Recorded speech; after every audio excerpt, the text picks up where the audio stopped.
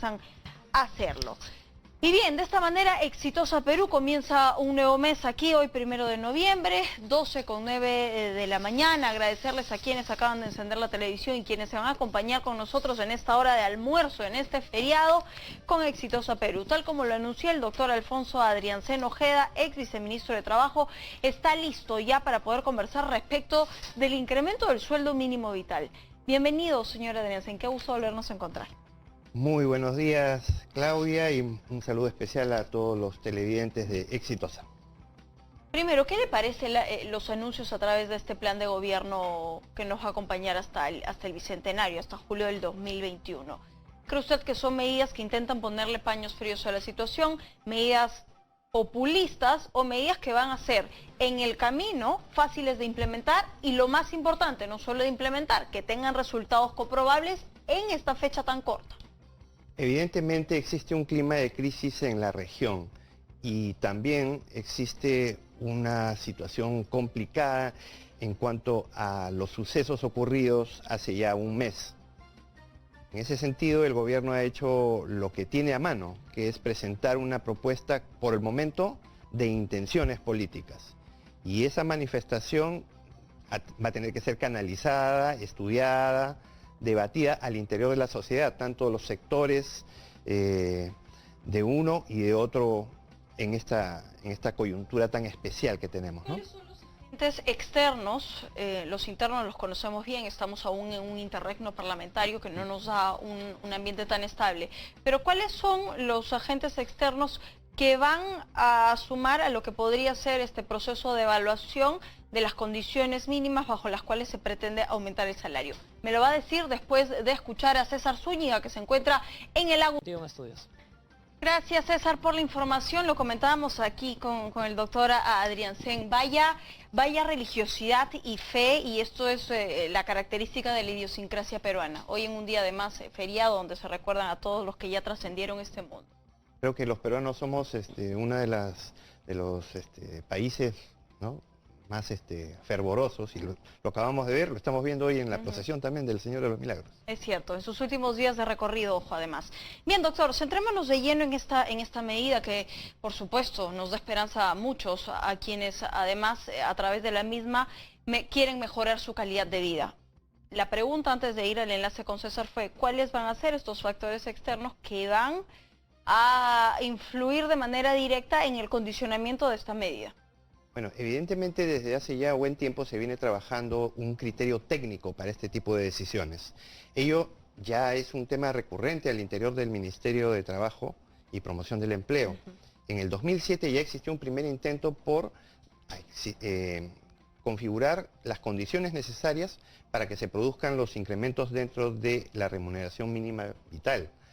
Y últimamente ya la ministra Silvia Cáceres ha anunciado que se cuenta ya con el instrumento, pero tiene que ser validado dentro del escenario de los grupos empresariales y los grupos sindicales.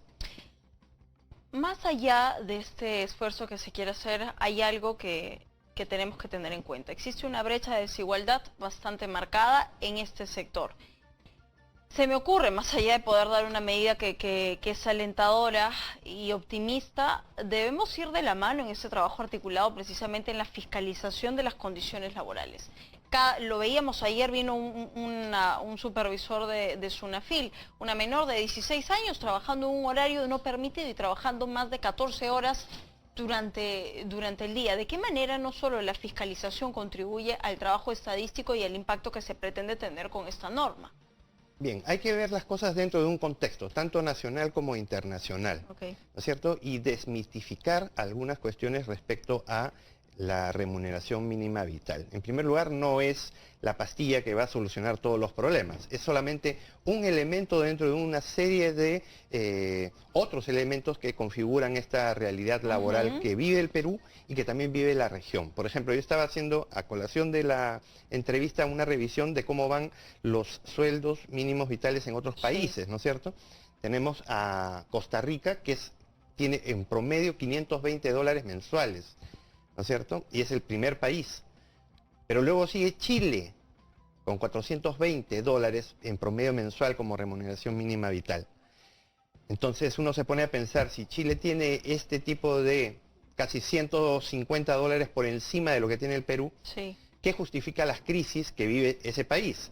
Entonces eso nos lleva a pensar de que no solamente tenemos que enfocarnos en la remuneración mínima vital, sino también en las otras condiciones que tienen que ver con la seguridad y salud en el trabajo, que tienen que ver con la informalidad, que es la que mayor empleabilidad está generando y que distorsiona también el mercado laboral. A ver, el salario mínimo vital es de 930 soles. Así es. En esta suerte, y ha sido genial el ejemplo que acaba de poner con lo de Chile, ¿cómo en la búsqueda de esta predictibilidad entre trabajador y empleador te va a llegar a un consenso no solo de las condiciones, sino de un acuerdo frente a este anuncio?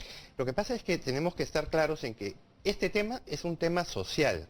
No es solamente del Estado, que el Estado decide y pone un número, sino que tiene que ser realidad tanto para los empleadores como para los trabajadores. Claro, cada uno desde su punto de vista, y por eso es necesario reafirmar la necesidad de la importancia del diálogo social laboral. El Consejo Nacional del Trabajo es una instancia que precisamente permite la participación y la discusión. Dentro del Consejo Nacional del Trabajo existen mesas técnicas. Una de ellas es la que trabaja el tema del sueldo mínimo vital. Entonces hay que pensar en que no existe una decisión política neta, ni tampoco una decisión técnica neta. Tiene que haber una confluencia de ambas. En la confluencia de poder ajustar las cantidades, hagamos matemáticas, si 930 soles no se adecúan al costo real de vida de un peruano, ¿cuál sería el salario mínimo vital ideal? No, o sea, dar esa respuesta sería un poco contraproducente. Claro, no, generamos expectativas y precisamente de eso no se trata. Pero sí hay que tomar en cuenta que las realidades sobre las cuales estamos trabajando consisten precisamente en evitar el riesgo de lo político. Recuerda, Claudia, que la última vez que se aumentó la remuneración mínima vital fue en las últimas horas del gobierno de Pedro Pablo Kuczynski. Fue prácticamente una de las últimas medidas, si no la última. Y actualmente estamos en un periodo preelectoral. Entonces también con cierto criterio, los sectores empresariales como la CONFIEP ya se han manifestado en que hay que evitar el riesgo de que esto sea parte de una manipulación política.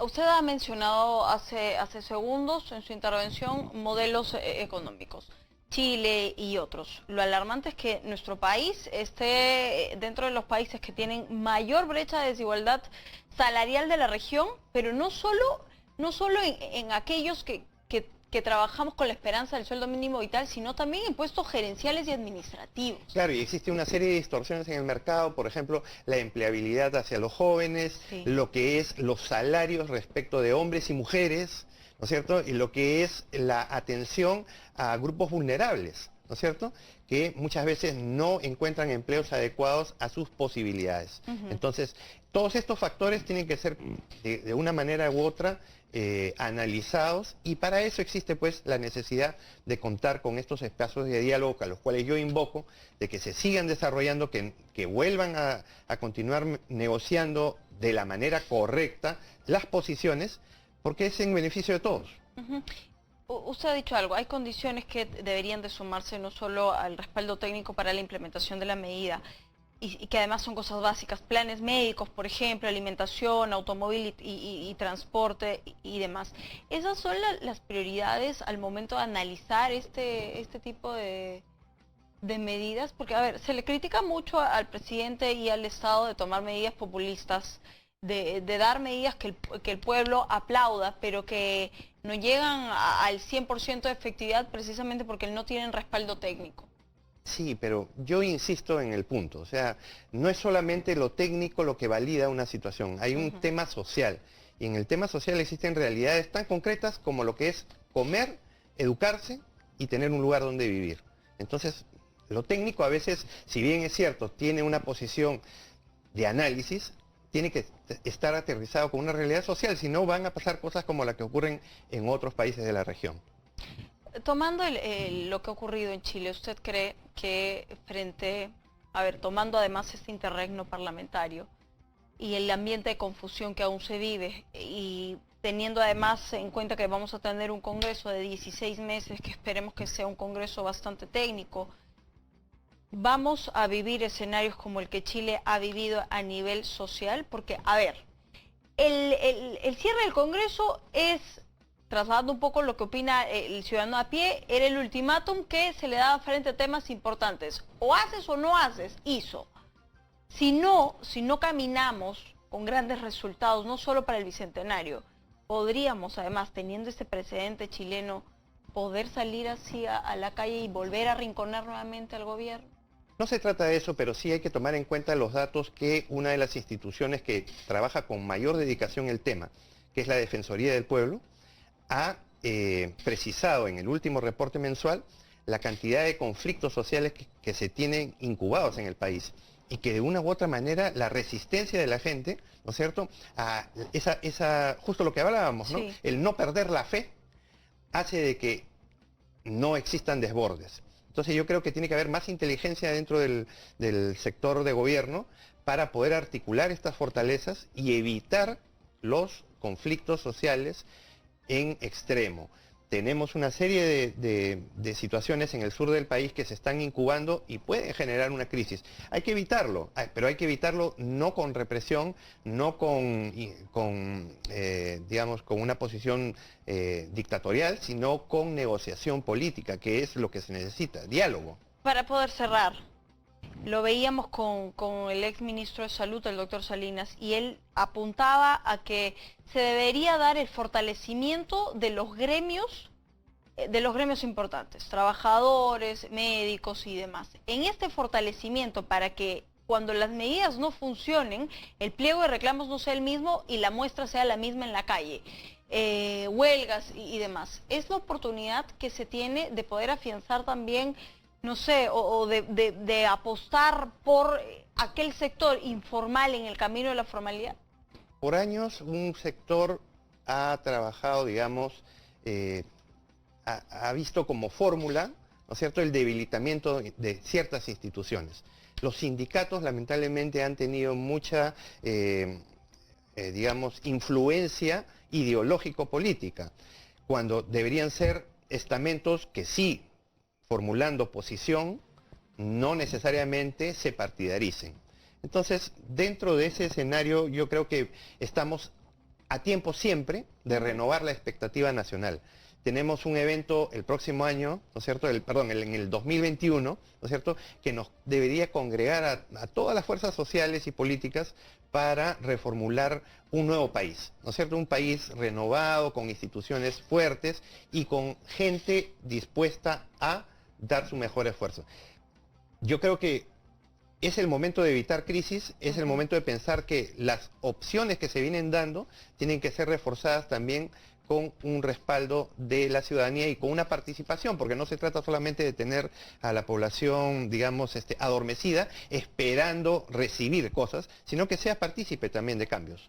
Le agradezco, doctora Adriancén, por haber estado aquí. Nos mantenemos a la expectativa de lo que va a significar esta implementación el próximo año. Es oportuno poder tener resultados comprobables de manera efectiva, sobre todo teniendo el Bicentenario tan cerca. Exacto, es una muy buena oportunidad para renovarlos todos. Muchas gracias. Gracias a usted. Nos tenemos que enlazar con nuestro compañero Trill.